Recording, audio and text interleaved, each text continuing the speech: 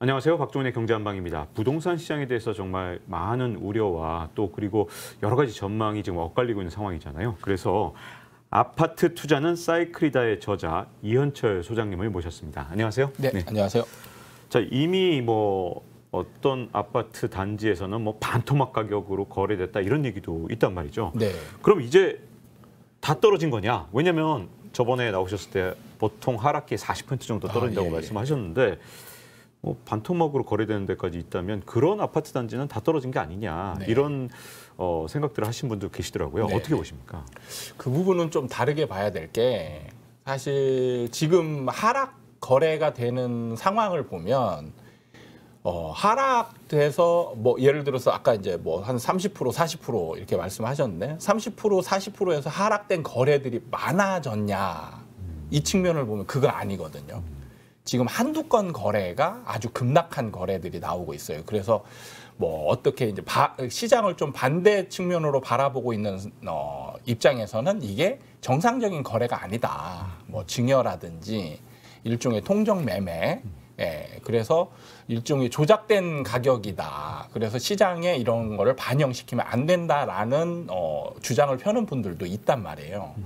그러니까 그 정도로 사실 어떻게 보면 거래가 어떻게 지표를 다 나타내기에는 좀 부족한 측면이 있죠. 그러나 하락된 거는 확실히 맞는 거고. 그러니까 지금 앞으로의 이제 추세를 보면 이렇게 급락한 거래들이 다시 반등을 하느냐 여부보다는 오히려 하락된 거래들이 이제 좀 많아지는 형태로 조금 더 지금보다는 조금 완만한 형태로 하락하지 않을까 이렇게 이제 예상을 해봅니다. 그리고 요즘에 이 워낙 집값이 불안하다 보니까 소셜 미디어, SNS 이런 데 보면 특정 단지를 딱 예로 들면서 어디에 아파트 단지는 호가가 전혀 안 떨어지더라. 저긴 괜찮은 데 아니냐. 이런 얘기도 있고 또 한편으로는 최근에 비싸게 거래가 된 거예요. 딱 그거 한 건 갖고 와서 이런 데는 바로 안전한 데다. 집값 하락에 여기는 무풍지대야 괜찮아. 이런 글들이 가끔씩 올라옵니다. 요건 어떻게 해석해야 될까요?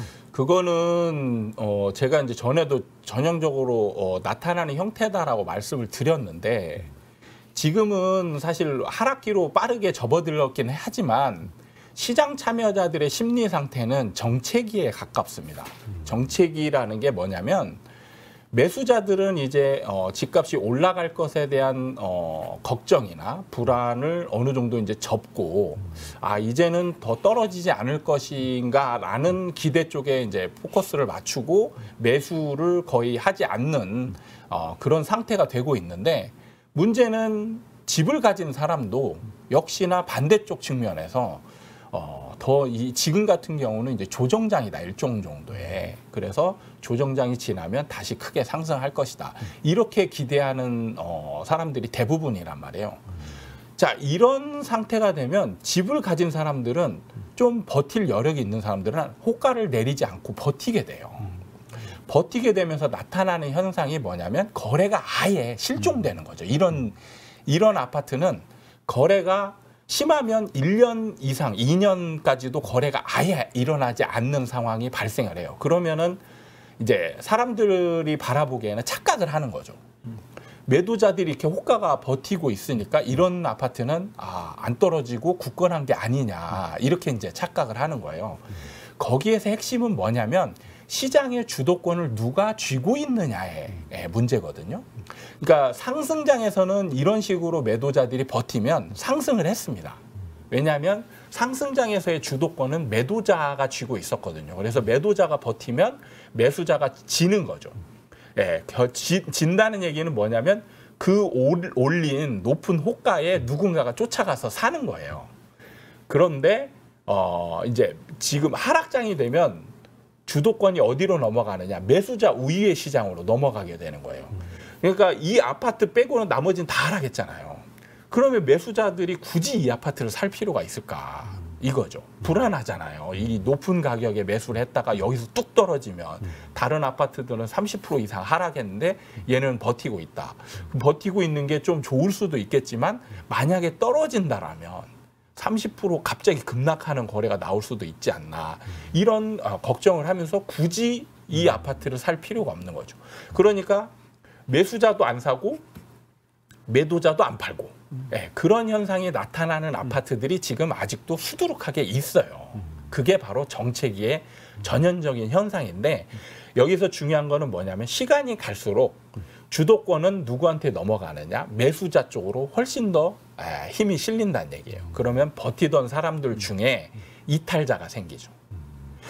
그러면 여기서 이탈자가 생기면 문제는 뭐냐면 낮은 조금 떨어진 가격의 거래가 아예 안 된다는 거예요. 왜냐하면 주변 아파트 가격이 20에서 30% 정도 떨어졌잖아요. 그럼 얘 같은 경우 이제 사려고 기대하는 매수자 입장에서는 한 30% 정도 떨어져야 적당한 거 아닌가라는 적정 기준을 삼게 되는 거거든요. 그러면은 매도자들이 10%나 20% 정도의 급매물을 내놨다라고 해도 매수자들은 이런 거는 살 필요가 없지라고 생각을 하는 거예요. 그러면 이제 어느 순간에 급한 사람이 30% 정도의 그러니까 주변에 떨어진 가격에 맞게 비슷하게 내놓게 되면 이제 그때 비로소 거래가 나타날 수 있죠. 그러면은 다른 것들은 약간 계단식 하락이 이루어지지만 이런 거 같은 경우는 나중에 한참 지나고 나면 급매의 거래가 생기는 거예요. 오히려 지금 안정적이라고 해서 괜찮은 게 아니라 더 위험한 상황에 처할 수도 있는 거군요. 예. 자, 그리고 이제 아까 두 번째 질문하셨던 신고가 나타나는 상황은 요즘 이제 신고가 나타나는 아파트의 평형대를 보면 대형 평형입니다. 그게 또 왜 그런 거죠? 대형 평형은? 이게 이제 제가 전에도 이제 뭐 예언처럼 얘기를 했었는데 다음 사이클에서는 반드시 대형이 인기 좋을 것이다라고 이제 얘기를 그 과정에 있는 겁니다. 그러니까 대형이 신축 아파트들이 이번 사이클 장에서 소형이 엄청 인기 좋았잖아요. 그래서 대형을 거의 신축으로 짓지 않았습니다. 그렇다 보니까 이제 신축 대형 위주로 희소 가치가 굉장히 많이 생겼어요. 그래서 돈 있는 사람들 입장에서는 사실 이런 거 하나 사두고 그냥 버티면 어차피 이런 분들은 투자 개념보다는 약간 실거주 개념이 더 많이 들어가거든요. 대형 평형일수록. 그러면 이런 거 그냥 돈 있는 사람들이 돈 또 최근에 뭐 예를 들어서 코인으로 엄청 많이 벌었다. 그럼 그런 분들이 살만한 게 이제 명성이나 뭐 이런 거를 따져가면서 대형 평형의 펜트하우스 뭐 이런 거를 매수해가지고 그냥 거기서 오래 사는 거죠. 그래서 대형 평형들이 나중에 보면 이제 매물들이 더 적게 나오고 그래서 덜 떨어지게 돼요. 그러면 나중에 이제 하락 사이클을 지나게 되면 나중에 저절로 대형 평형이 올라가는 그런 상황이 벌어지는데 이 하락장으로 접어드는 단계에서 반드시 일어나는 이 변곡 점에서 이제 사람들의 심리가 서서히 변화되는. 그러니까 소형이 지금까지는 소형이 무조건 좋다 해서 소형은 계속 떨어지는데 이제 대형들이 간간히 신고가가 터지면서 덜 떨어지는 그런 상황이 되면 이제 사람들이 처음에는 의아하게 보죠. 근데 이게 이제 잦아지면 익숙해집니다. 익숙해져서 비싸지만 그래도 올라가는 건 이제 대형이야라고 하면서 이제 매수하는 상황으로 연결이 될 가능성이 많은 거죠. 사실 이현철 소장님이 지난번에 저희 프로그램 나오셨을 때 집값 하락은 5년 동안 계속될 것이다. 아마 그때만 해도 설마 하시는 분이 저희 시청자분들 중에도 계셨을 것 같은데 오히려 지금 엄청나게 이제 빠르게 일부 지역에서 거래될 때 막 그냥 뭐 5억 떨어졌네, 7억 떨어졌네 이래 버리니까 또 한편으로는 혹시 이렇게 엄청나게 하락 속도가 빠르면 그 어느 때보다도 빠르니까 그렇게 5년까지 떨어진 게 아니라 아예 그냥 V자로 떨어지고 또 반등하는 거 아니야? 좀 기간은 좀 짧아지지 않을까 하는 기대도 하시는 분들이 계셨거든요. 어떻게 보십니까, 기간은? 저는 이제 V자의 반등은 나올 수 있다라고 생각을 해요. 근데 그게 상승으로 전환되는 게 아니고 일종의 주식시장에서 얘기하는 데드캣 바운스. 잠깐 상승했다가 다시 하락으로 전환돼서 이제 더 크게 하락하는 그런 상황으로 갈 가능성이 저는 높다라고 생각을 해요. 아니 주택시장에도 데드캣 바운스가 있는 건가요? 예, 있습니다. 그거 진짜 위험하겠는데요. 왜냐하면 뭐 주식이야 뭐 투자하는 금액이 좀 어느 정도 사람들마다 좀 다르긴 하지만 한정돼 있지만 집은 보통 투자했다 그러면 자기 자산 다 쏟아 넣거나 뭐 빚까지 져서 쌓았는데 여기에 데드캣 바운스가 있을 수 있다? 그건 정말 어떻게 보면 데드캣 바운스면 진짜 큰일이잖아요. 이거 어떻게 알아보고도 이거 대응할 수 있는 거죠? 그러니까 이게 이제 저는 사실 시장에서 에너지의 누적이라는 걸 굉장히 중요하게 생각하거든요. 근데 지금 같은 경우 이제 반등이 나올 만한 상황이 어느 정도 됐다라고 보는 게 일단 많이 떨어진 건 맞잖아요. 그러니까 사람들 심리 속에서는 이제 많이 떨어졌으니까 좀 매수해도 괜찮지 않을까라는 심리가 생겼단 말이에요. 거기에 지금 매도자들은 아직까지 버티려고 하는 심리가 살아있고, 그 다음에 이제 금리 같은 경우가 거의 2022년 경우에는 시장을 잡아먹었다 표현해도 무방하지 않을 정도로 금리의 효과가 굉장히 컸는데, 내년쯤에는 이제 금리 인상의 기조가 좀 약해지지 않겠냐, 이런 부분하고, 그 다음에 이제 정부 정책이 지금 규제 완화를 굉장히 빠르게 하고 있잖아요. 그럼 이런 세 가지, 여러 가지 요인들이 지금 한꺼번에 뭔가 이제 이게 뭉쳐서 뭔가 사람들한테 이제 반등, 상승에 대한 기대치가 나오게끔 지금 시장이 어느 정도 에너지가 형성되어 가고 있다라는 거죠. 근데 여기서 중요한 부분은 왜 상승으로 가지 않고 반등으로 그냥 잠깐 반등으로 끝나는 부분이냐. 여기에서 중요한 거는, 여기에서 핵심은 뭐냐면 반등, 상승을 이끌어내는 핵심 요소는 뭐냐면 정책이에요. 정책입니다. 정부가 지금 빠르게 시장이 하락하고 있는 부분을 우려해서 규제를 지금 빠르게 풀고 있거든요. 빠르게 풀고 있으면 지금 시장의 참여자들을 옥죄고 있는 굴레가 지금 다 벗어나고 있다라는 거예요. 그러면 이제 자유롭게 되는 거죠. 이런 상황에서 지금 이제 투자자들의 여력이 생기는 거고, 그런데 문제는 뭐냐면 여기서 정부가 규제를 푸는 의도가 중요하거든요.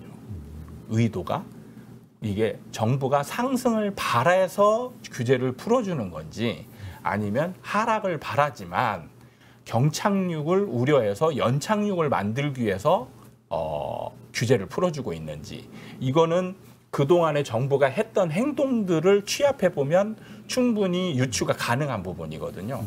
만약에 정부가 상승을 원했다라면 제가 볼 때 정부는 정권 초기부터 규제를 빠르게 한꺼번에 풀지 않았을까 생각이 들어요. 예. 왜냐하면 이제 선거 때 공약으로 문재인 정부의 부동산 정책의 가장 잘못된 부분은 규제를 너무 많이 한 것이다. 그로 인해서 시장을 왜곡시켰고, 그로 인해서 오히려 시장이 폭등이 왔다. 그래서 규제를 풀어줘야만 시장을 안정화시킬 수 있다라고 주장하면서 공약을 걸고 이제 당선이 됐단 말이에요. 그러면 정부 입장에서는 규제를, 약속을 지키기 위해서 빠르게 하면 되거든요. 근데 지금 국토부의 규제 완화의 속도라든지 아니면 해제하는 모습들을 보면 사실 조절하고 있는 게 보인단 말이에요. 첫 번째 규제 해제할 때 지방의 규제 지역을 한번 해제하고 경기도의 아주 일부 지역을 해제를 했어요. 그래서 경기도에서 어떤 영향이 나타나는지, 효과가, 부작용이 혹시나 있지 않을지 이런 걸 본 다음에 그 다음에 경기도를 풀어줬죠. 그리고 경기도를 풀어주면서도 경기도의 핵심 지역은 안 풀어주고 서울은 다 묶어놨단 말이에요. 그리고 아직까지는 지금 이 규제 지역을 해제하지 않고 있고, 그 다음에 취득세 중과라든지 양도세 중과라든지 이런 부분도 한꺼번에 다 풀어줄 수 있는데, 그것도 지금 양도세 중과도 한시적으로 유예를 하고 이번 조치에도 유예를 연장하는 쪽으로 이제 정책을 지금 하겠다라고 발표를 했고, 그 다음에 취득세 같은 경우도 중과를 아예 풀어주는 게 아니고 약간 완화하는 정도, 이런 식으로. 그 다음에 지금 분양권이 이제 가구수에 포함되는 규제가 있거든요. 이거는 지금 발표가 포함되지 않은 걸로 지금 제가 알고 있습니다. 그러니까 이런 식으로 조절을 하고 있단 말이죠. 그거는 뭐냐? 정부가 상승을 바라는 건 아니다, 이거죠. 그러면 자, 정부가 규제를 막 이제 빠르게 경착륙을 우려해서 풀어줬는데 시장에서 약간 부작용이 생긴 거죠. 정부 입장에서 보면 부작용으로 인해서 상승을 하게 되면, 그럼 정부가 과연 가만히 상승을 용인하면서 다시 폭등으로 가는 상황을 정부가 용인할까? 이 부분이 첫 번째고요. 그다음 두 번째는 저는 시장 참여자들의 아직도 심리 상태에 지금 문제가 있다. 문제라고 보기에는 어렵지만 이게 이제 구조적인 일종의 뭐 모순 같은 부분인데 시장 참여자 특히 매도자들 집을 가진 사람들의 시장 상승에 대한 기대치가 아직도 굉장히 남아있다라고 얘기했잖아요. 네. 그럼 여기서 상승을 하게 되면 필연적으로 어떤 행동을 하게 되냐면 호가를 굉장히 크게 올리는 상황이 발생할 거예요. 아직 기대가 남아있으니까 이참에 조금 오른다 그러면 바로 호가를 그렇죠. 반영한다는 거군요. 네. 그러니까 조금 처음에는 그냥 이제 이게 상승으로 가는지 모르니까 가만히 지켜보고 있는데 거래가 어느 정도 되고 상승으로 방향을 좀 턴했다라는 생각이 들면 누구 한 명 예외 없이 매물을 걷어들이고 호가를 다시 크게 올릴 거예요. 이 행위가 사실은 독이 되는 겁니다. 매수자들은 지금 상승 시장에서의 매수자의 심리와 지금의 매수자의 심리 상태는 완전히 다르거든요. 상승 때의 매수자의 심리는 거의 패닉, 불안, 공포 이런 심리가 그러니까 상승에 대한 불안, 상승에 대한 공포, 상승에 대한 기대 이런 심리가 집중되어 있었다라면 지금은 그런 심리는 거의 없는 상황이거든요. 오히려 이제 하락을 더 기대하고 있는 상황에서 잠깐 반등하게 되는데 문제는 이게 매도자들이 호가를 올리지 않고 차근차근 계단식으로 쭉 올라가게 되면 이런 심리가 자연스럽게 없어지게 돼요. 그런데 이 갭이 갑자기 크게 벌어지게 되면 일종의 따라가다 가지랑이 찢어지는 상황이 발생하는 거잖아요. 그럼 여기서 매수자들이 덜컥 겁을 먹는 거예요. 왜냐하면 상승장 꼭대기의 상황과 똑같거든요. 상승장 꼭대기 때 제가 왜 이 시장이 전환됐느냐 거기에서 가장 주요한 역할을 했던 게 바로 매도자들의 과한 욕심이다. 이런 얘기를 했었거든요. 그러니까 여기 이 부분에서도 매도자들이 과한 욕심을 부리게 되고 이로 인해서 시장의 분위기 단절이 오게 되면 그걸로 분위기가 끝난다는 거예요. 그러면 매수자들은 여기서부터 다시 매수의 그 행동들을 멈추게 되고 그로 인해서 이제 매수자들의 이제 우위 쪽으로 다시 힘이 실리는 그런 상황으로 이제 필연적으로 갈 가능성이 높습니다. 근데 이제 정부의 태도가 최근 들어서 좀 빠르게 변하고 있다고 느껴지는 게 뭐 부총리까지 야 이거 지금 집값 하락이 심상치 않아 이렇게 얘기하면서 뭔가 부양책 얘기를 좀 하는 셈이고 실제로 부양책이 나왔다고 좀 보여지는 게 임대사업자들에 대해서 다양한 지원 제도가 다시 부활하는 그런 상황. 이게 과거 정부에서 집값을 올리는데 하나의 큰 원인이었다. 임대사업자에 대해서 온갖 특혜를 주니 그것 때문에 매물이 잠긴 거다 했던 비판받았던 그 정책이잖아요. 이런 정책을 다시 부활시킨다는 건 집값을 띄울 의지가 있다든가 또는 이런 정책이 실제로 또 매물을 잠기게 해서 집값을 띄울 가능성은 없다고 보시는 거군요, 그러면. 네, 없습니다. 왜 그런 거죠? 왜 그때랑 다르죠? 이게 시장의 상태, 분위기에 따라서 시장 참여자들의 태도와 느끼는 감정 완전히 다르거든요. 그러니까 뭐냐면 상승장 초반에 박근혜 정부 때부터 임대사업자 혜택을 줬습니다. 근데 저는 그때 현장에 있었거든요. 그 혜택을 받는 가장 중심적인 그 상품을 팔고 있었어요. 그런데 크게 효과가 나타나지 않았습니다. 그때는? 그러니까 상승이 본격화되고 이제 서서히 막 상승이 일어나고 있던 때이기 때문에 그걸 사람들이 뭐냐면 임대사업자로 묶이는 게 더 두려워했어요. 이거에 대한 혜택이 좋은 것보다 이걸로 인해서 4년, 8년, 10년 묶이는 거를 더 두려워했었습니다. 근데 문재인 정부 들어가서 상승장이 지속되니까 그때부터는 이제 묶이는 거는 오히려 좋은 상황이 된 거죠. 그래서 이제 혜택이 부각되는 상황이 됐는데 지금 같은 경우는 이제 혜택보다는 묶이는 게 더 두려운 상황이 될 수 있어요. 그렇기 때문에 임대사업자 혜택을 주더라도 지금 같은 경우에 뭐 다주택자들이 적극적으로 매수를 할 수 있는 여력이나 아니면 집을 가지고 있는 사람들이 매물을 거두거나 매물 거두면 매수자들이 안 쫓아가요. 그러면 효과가 없어지는 거죠. 그러니까 상승장에서는 매물을 거두고 버티면 매수자가 쫓아갔단 말이에요. 하락장에서는 매물을 거두고 호가를 올리면 안 쫓아가요. 그럼 결국에는 이게 오히려 독이 되는 상황이 되는 거예요. 그러니까 뭐냐면 항상 우리는 지금 반대적인 분석을 하고 있어요. 어떤 요인이 생기면 이 요인으로 인해서 시장을 변화시킬까 이런 분석을 하거든요. 그게 아니고 시장은 계속 변화를 하고 있는 중입니다. 추세를 이어가고 있는 중이에요. 그런 시장 하에서 이런 요인이 생겼을 때 이게 시장에 어떤 반응을 할 것인가. 네, 이걸 봐야 돼요. 그래서 시장이 과열되어 있을 때와 침체되어 있을 때 반응이 완전히 다르다는 거예요. 그래서 정부는 제가 볼 때 그걸 안다라고 생각합니다. 알아서 지금은 문재인 정부의 그런 부작용, 임대사업자 혜택으로 인한 부작용이 굉장히 그때는 컸지만 지금 같은 경우는 부작용이 크지 않을 거다라고 생각을 해서 규제를 이런 규제를 하나둘씩 풀어주는 거라고 생각을 해요. 근데 지금 앞으로 정부 정책을 예상을 해볼 게 뭐냐면 지금처럼 정부 정책을 규제 완화를 했는데 효과가 없다. 경착륙으로 계속 간다. 그럼 정부는 무조건 더 센 규제 완화를 하게 돼 있어요. 네, 계속 아주 빠른 속도로 또 계속 집값 대책이 나오지 않을까요? 네. 과거에 이명박 정부에서 집값에 대해서 자꾸 부양책이 나왔던 네, 것처럼 또 똑같은 일이 반복되지 않을까? 반복될 수밖에 없습니다. 왜 그러냐면 경착륙으로 가면 우리 기자님께서 가장 우려하시는 가계부채가 굉장히 터질 가능성이 많아지거든요. 경착륙으로 가면 이런 게 우려되는 거예요. 그럼 정부 입장에서는 가장 싫은 시나리오입니다. 그래서 경착륙을 막아야 돼요. 정부 입장에서. 그러면은 정부 입장에서 경착륙을 막을 만한 정책이나 이런 거는 부양책밖에 없습니다.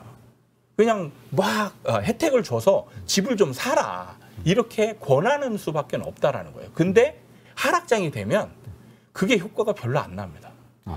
상승장에서 못 막았던 거하고 비슷하게 그렇죠. 되겠군요. 역작용. 하락장에서 옛날에 이명박 정부 때 심지어 이제 양도세 면제도 해줬거든요. 그때 그러니까 임대사업자의 혜택은 이거거든요. 장기 보유를 하면 양도세 면제도 주고 가구수에 포함도 안 시켜주고 이런 거거든요. 네, 그렇죠. 근데 장기 보유 안 해도 이거 아무거나 사기만 하면 양도세 면제해 줄게. 그럼 이게 훨씬 큰 거잖아요. 네. 이걸 줘도 시장 참여자들이 적극적인 매수에 동참하지 않았어요. 왜 그러냐면 저랑 이제 상담했던 고객이 했던 말이 정말 기억이 나는데 아니 양도세 면제라는 거는 실질적으로 양도 차익이 생겨야만 혜택이 생기는 제도다. 근데 양도 차익이 안 생기면 쓸모없는 혜택 아니냐. 그러네요, 진짜. 네. 이거죠. 네. 그래서 지금 시장 상황에서는 양도 차익이 기대되지 않는다. 그렇기 때문에 나는 네가 얘기하는 이 물건을 사지 않을 것이다. 이렇게 얘기하고 갔단 말이에요. 네. 그러니까 그게 맞는 말이죠. 양도 차익이 기대되지 않으면 아무리 부양책을 세금 혜택을 주고 대출을 깎아주고 해봤자 사실 양도 차익이 기대되지 않으면 굳이 집을 매수할 필요가 없다라는 거죠. 그렇군요. 근데 또 한 가지 제가 지금 말씀을 드리면서 걱정이 딱 든 게 뭐냐면 정부에서 날이면 날마다 더 강력한 부양책을 내놓게 지금 현재로서는 가능성이 높아진 거잖아요. 그러면 지금 집을 안 사고 좀 기다리다 보면 정부에서는 이래도 집값 안 올라 저래도 집값 안 올라 이러다 보면 언젠가는 그때 나왔던 양도세 면제 같은 게 또 나올 수 있다면 그럼 지금 집을 안 사고 정부의 혜택이 모든 게 다 집중됐을 때 그때 산 사람들은 나중에 언제든 집을 팔아도 양도세가 끝까지 면제인 거잖아요. 아니요. 그렇지는 않습니다. 그렇지 않습니까? 항상 양도세 면제를 무한정으로 주지는 않고요. 어떤 식으로 가나요? 보통은 이제 그 한정된 물건에 이제 그 양도세 면제 혜택을 줘요. 그러니까 그때 산 사람들은 면제를 계속 받는 거예요. 그렇게 주는데 그리고 한정된 물건에 그리고 시간적 제한을 둡니다. 시간적 제한 언제까지 팔아라? 많이 주는 방식이 뭐냐면 5년. 5년. 근데 양도세 면제를 그 혜택을 받아서 물건을 사신 분들은 아마 좀 느끼실 수 있는데 5년 안에 그러니까 바닥권에서 혜택을 줄 때 사가지고 5년 안에 팔려고 보잖아요. 양도 차익이 그렇게 많지 않습니다. 괜히 샀다가 그냥 별로 이익을 못 보는 그런 상황이 될 수 있군요. 그럼 정부 정책이 점점 더 완화적 정책이 나오고 부양책이 나온다 하더라도 뭐 그걸 기다리는 심리가 뭐 굉장히 강해서 집값을 더 떨어뜨린다든가 그럴 가능성은 없나요? 혹시? 사실 사람들은 이런 거를 완전히 다 이해하고 있으면 사실 그런 말씀하시는 기자님의 상황이 벌어질 수도 있죠. 그런데 시장 참여자들은 그렇지 않거든요. 시장에 대한 이해도가 완벽하지 않습니다. 지금도 매수하는 사람이 있잖아요. 네. 그런 분들은 왜 매수할까요? 사실은 이분들은 뭐 실거주니까 괜찮아라고 말씀을 하시지만 많이 떨어졌으니까 이제 반등하지 않을까를 기대하는 거거든요. 네. V자 반등을. 네. 그래서 이런 분들이 이제 일찍 들어가서 매수했다가 안 오르면 그리고 더 떨어지면 그때 이제 또 손절을 하면서 파는 사람들도 많거든요. 그러니까 시장 참여자들이 사실 완벽하게 이해하고 있다라고 가정하면 모든 상황이 사실 그쪽으로 쏠리는데 그렇지도 않은 게 반등이 나온다라는 거는 매수자들이 또 많이 산다는 얘기거든요. 그런 사람들도 있고 그래서 항상 시장에서는 시장을 잘못 판단하면 어느 정도 손실을 보는 사람도 생기고 그걸 또 이용해서 어느 정도 물렸던 사람들이 빠져나오기도 하고 이런 이제 과정 어떻게 보면 이제 이걸 필터링 현상이라고 하죠. 필터링이 되면서 이제 서서히 나중에 상승 국면으로 전환되는 그런 상황으로 이어지게 됩니다. 그러면 내년, 뭐 내후년 이렇게 5년 동안 집값이 계속해서 하락하는 그런 상황까지 우리가 걱정해야 되는, 지금 집값이 더 빠질 수 있는 그런 우려를 해야 되는 상황이 여전한 겁니까? 네, 더 빠질 수는 있는데 중간에 한 번 정도쯤은 이게 언제인지는 정확하게 예측하기 어렵습니다. 왜냐하면 시장 참여자들의 어떻게 열기 뭐 이런 것들이 언제 갑자기 튀어나오는 거는 예상하기가 어렵거든요. 전체적인 방향이 쏠리는 거는 충분히 예상하기 쉽지만 중간에 갑자기 튀어나오는 건 예상하기 어렵습니다. 근데 내년쯤이나 뭐 아니면 내후년쯤이라도 반등은 한 번 정도 있을 구간이 생기는데 그렇게 겪고 이제 다시 하락하는 쪽으로 필연적으로 갈 가능성이 많은 거죠. 그렇게 해서 보면은 이제 제일 중요한 게 전세가율이에요. 전세가율이 어느 정도 옛날 최고치에 이를 정도까지 가게 되면 그게 5년 정도 걸려요. 중간에 반등이 있으면 이제 필연적으로 한 5년 정도 가는 거고요. 만약에라도 반등이 없게 된다. 그러면 약간 좀 짧아질 수는 있겠죠. 네, 이렇게 과연 집값이 앞으로 어떻게 될지 전망뿐만 아니라 정부에서 내놓고 있는 부양책이 집값에 대해서 어떤 변화를 미치게 될지까지 좀 알아봤습니다.